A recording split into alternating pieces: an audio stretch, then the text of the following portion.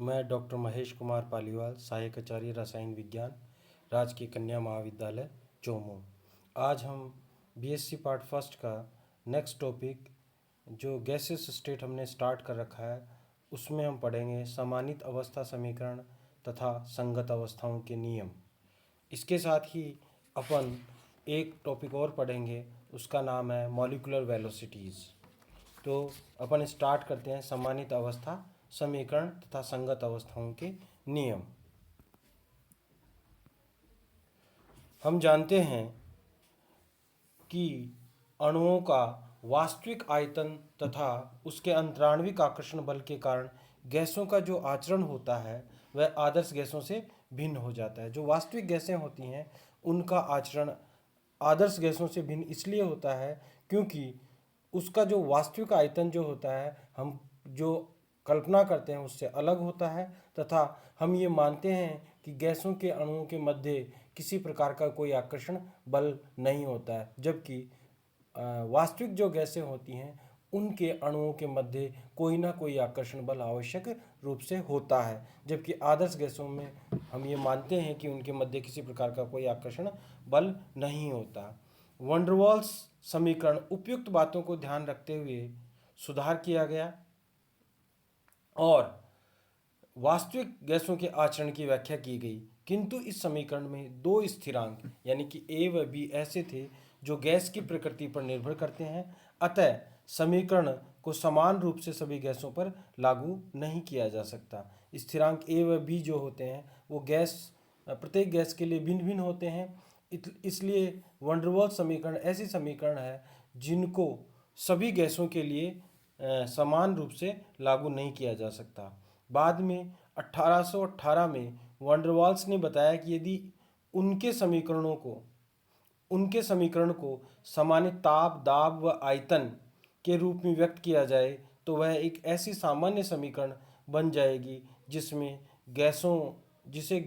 सभी गैसों पर समान रूप से लागू किया जा सकता है। यदि यानी कि जहाँ पर हमने ताप, दाब व आयतन वैन डर वाल्स समीकरण में यूज़ किए थे उसकी जगह अगर अपन रिड्यूस्ड टेम्परेचर, रिड्यूस प्रेशर और रिड्यूस वॉल्यूम ले लें तो हमारे पास एक ऐसी समीकरण प्राप्त हो जाएगी जो कि हम सभी गैसों पर समान रूप से लागू कर सकते हैं।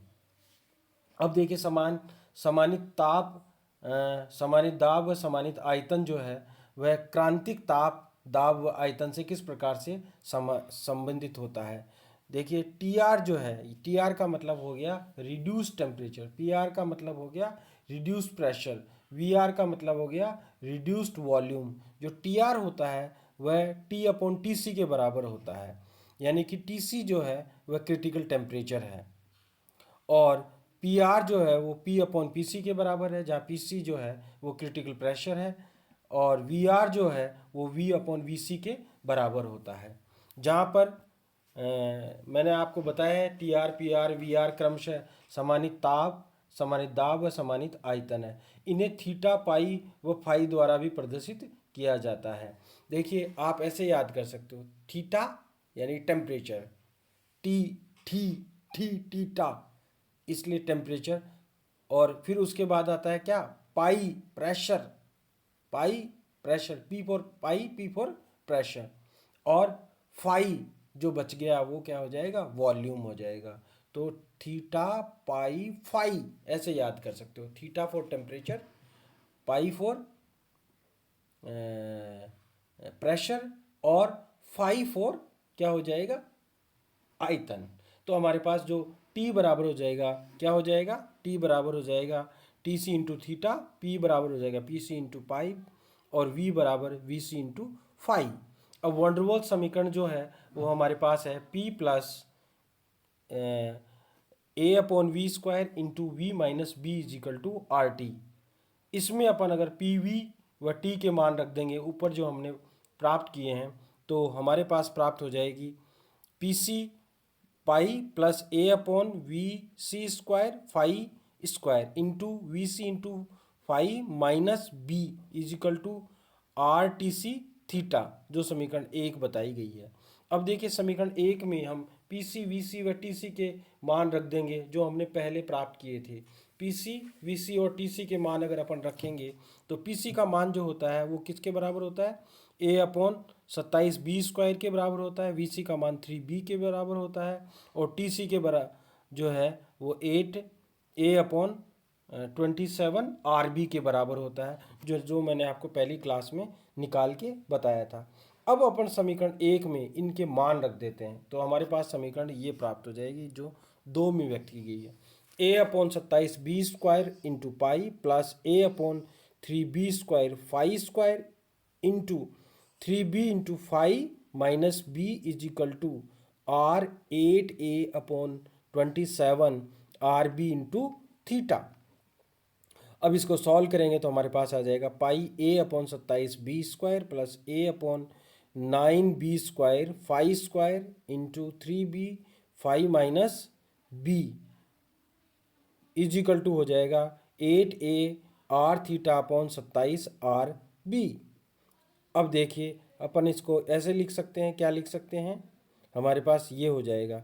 इसको अगर अपन 3 से गुणा कर दें, 3 से इसलिए गुणा करें कि ये जो है 27 वाला जो है वो कट जाएगा, तो हमारे पास इसको अपन ऐसे लिख सकते हैं, जो इसमें सेकंड जो वैल्यू है उसको 3 से ऊपर नीचे गुणा कर देते हैं। और 3 से ऊपर अगर किसी भी संख्या को किसी भी संख्या से ऊपर नीचे समान से गुणा कर देते हैं तो उसका कोई फ़र्क नहीं पड़ता वैल्यू पर। तो हमारे पास आ जाएगा pi a/27b² plus a/9b² 5² into 3 और ऊपर भी 3 से मल्टीप्लाई कर दिया 3b into 5 minus b is equal to 8a/r(θ/27 r b। ये आपको आगे पता चलेगा कि क्यों हमने इसको 3 से मल्टीप्लाई किया है। अब देखिए इसको सॉल्व करते हैं तो हम ये कॉमन ले सकते हैं a/27b², तो हमारे पास आ जाएगा a/27b² into pi plus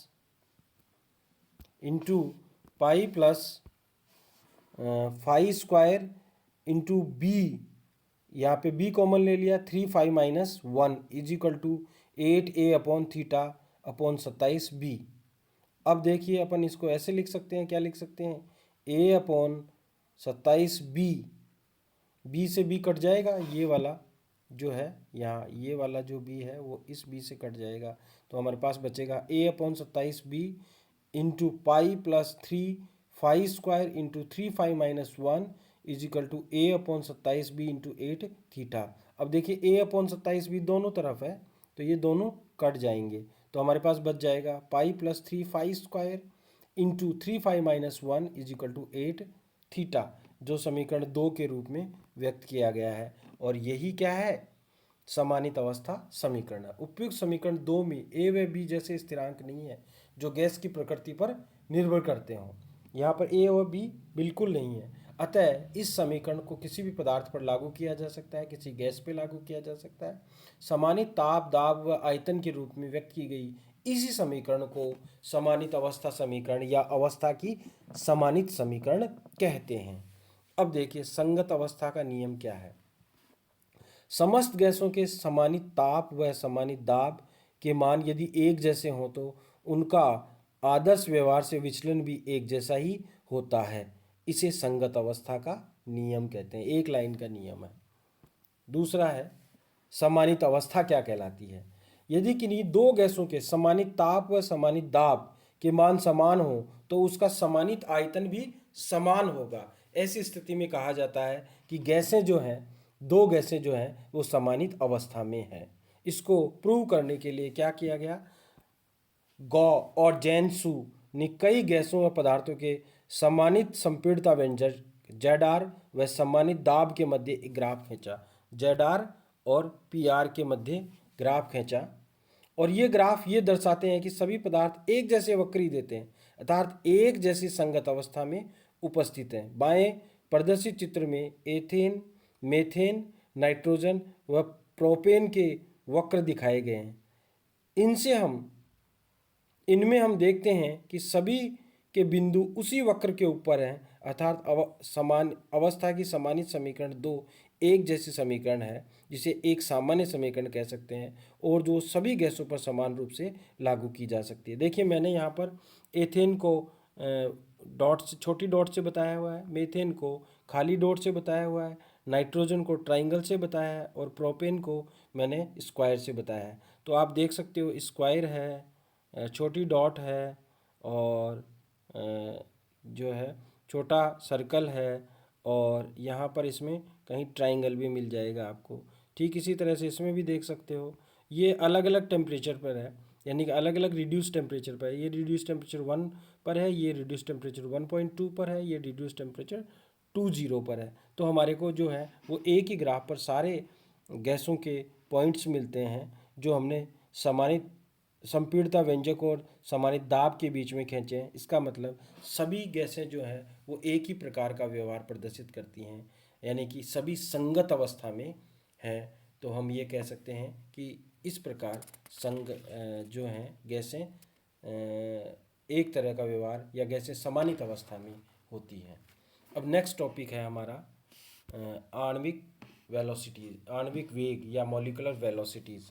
molecular velocities क्या होता है, इससे पहले अपन इसके बारे में थोड़ा सा जानते हैं। आप जानते हो गैसों का अणुगति सिद्धांत के अनुसार गैसों के अणु सदैव गतिमान रहते हैं, वो कभी भी रेस्ट में नहीं रहते।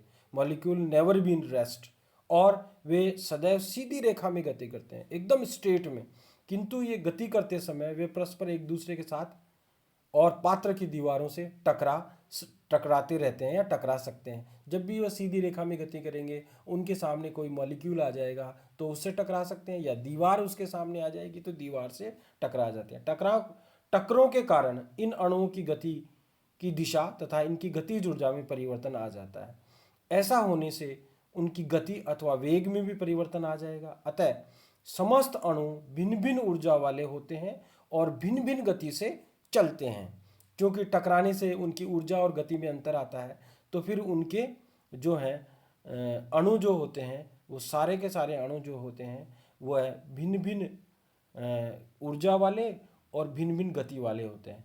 इनके आणविक वेगों को कई प्रकार से परिभाषित कर सकते हैं। मुख्य रूप से 3 प्रकार से परिभाषित करते हैं।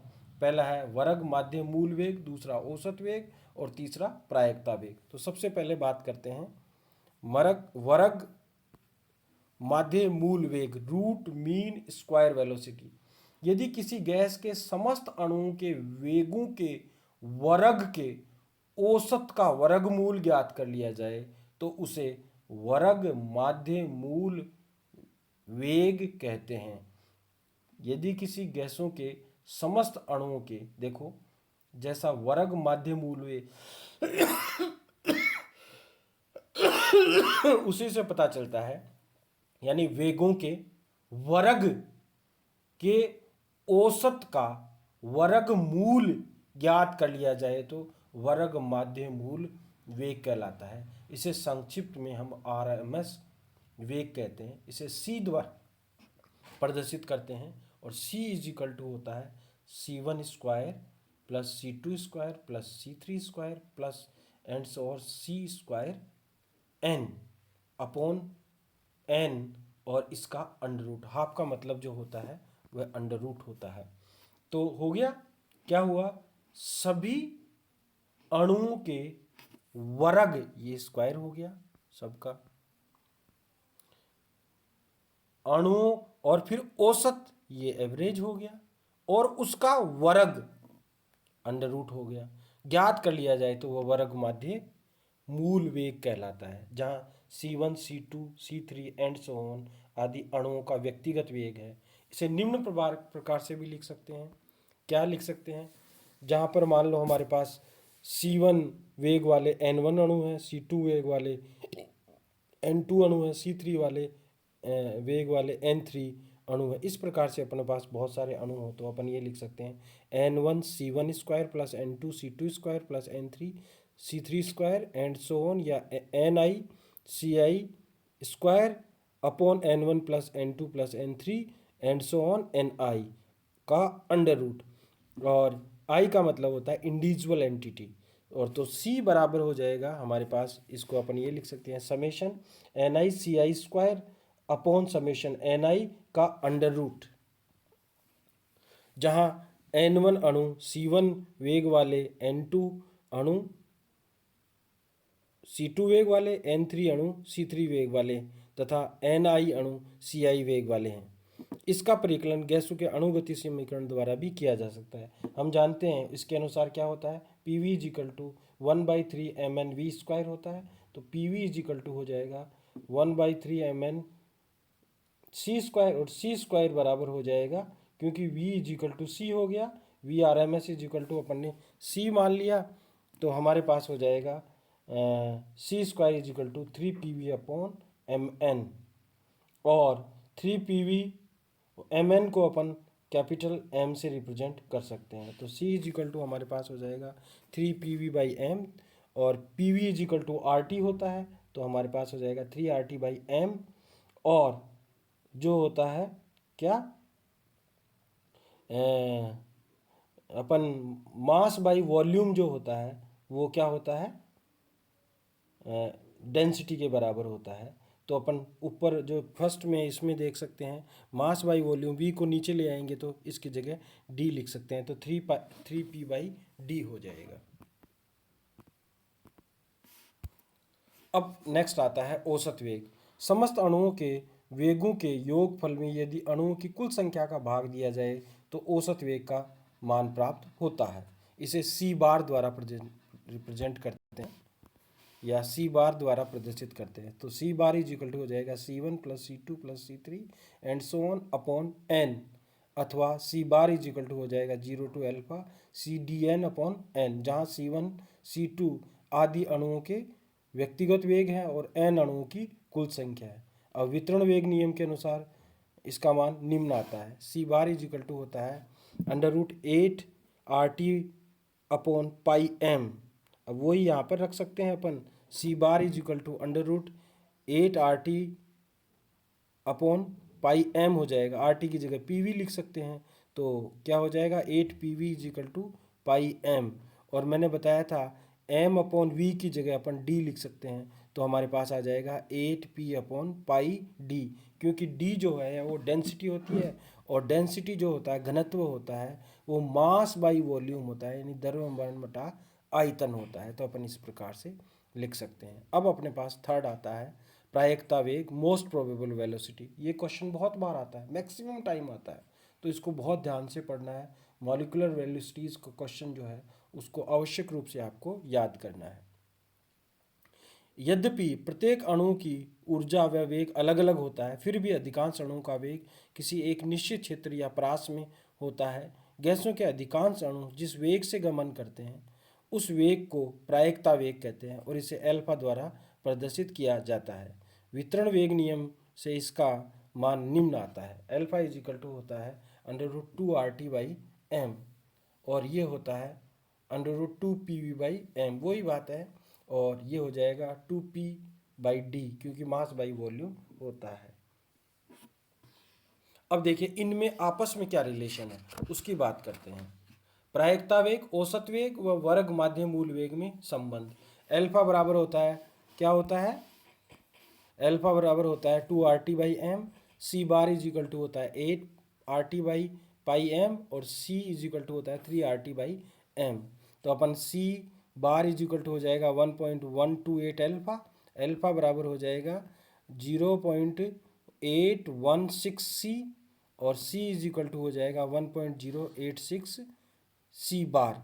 और इसको अगर अपन अपेक्षित मान जो है वो ग्राफ द्वारा प्रदर्शित करें तो हमारे पास अल्फा, C बार और C के, यानी कि प्रायिकता वेग, औसत वेग और वर्गमूल माध्य वेग में इस प्रकार का ग्राफ हमारे को प्राप्त होता है। ठीक है, और ये अपेक्षित मान प्रदर्शित किया गया। अब यहाँ पर एक इम्पोर्टेंट बात है, गैसों के आणविक वेगों का अगर हम परिकलन करें तो हमारे को R का मान हमेशा अर्ग प्रति मोल प्रति केल्विन में रखना चाहिए, जिससे हमारे को वेग का मान सेंटीमीटर प्रति सेकंड में प्राप्त हो जाए। समस्त वेगों के मान ज्ञात करने के लिए सूत्र में इकाई वाले RTM व्यंजक है। तो वेग जो है वो डायरेक्टली प्रोपोर्शनल होता है RT/m। तो वेग हो जाएगा R का मान, R की वैल्यू जो इकाई है वो हो जाएगा अर्ग प्रति मोल प्रति केल्विन हो गया, और T की जो है वो केल्विन हो जाएगा, और M का जो हो जाएगा ग्राम प्रति मोल, यानी जो कंसंट्रेशन है यानी कि उसको अपन किस में, ग्राम प्रति मोल में व्यक्त कर सकते हैं। अब देखिए जो है प्रति मोल से कट जाएगा ऊपर, और केल्विन जो है वो प्रति केल्विन से कट जाएगा, तो हमारे पास अर्ग अपॉन ग्राम बच जाएगा। तो वेग बराबर हो जाएगा अर्ग अपॉन ग्राम, और अर्ग होता है डाइन इंटू सेंटीमीटर, तो हमारे पास आ जाएगा under root dyne into centimetre upon gram, और डाइन जो होता है वो gram into centimetre upon second square के बराबर होता है। तो इसकी वैल्यू रखेंगे तो हमारे पास आ जाएगा gram into semi upon second square upon gram. अब देखिए ग्राम से ग्राम कट जाएगा, अब हमारे पास बच जाएगा सेमी स्क्वायर अपॉन सेकंड, और स्क्वायर अगर अंडर रूट हटाते हैं तो स्क्वायर हट जाएगा, तो सेमी प्रति सेकंड हमारे पास वेग का मान प्राप्त हो जाएगा। तो c इज इक्वल टू होता है 3RT/m। ठीक है, c इज इक्वल टू क्या होता है 3RT/m, जहाँ c हमने क्या बताया था, वर्ग माध्य मूल वेग। तो उस माध्य मूल वेग जो होता है वो 3RT/m, इसकी वैल्यू रखेंगे तो 3 इंटू 8.314, आर की वैल्यू होती है 8.314 इंटू 10⁻7 इंटू T/m।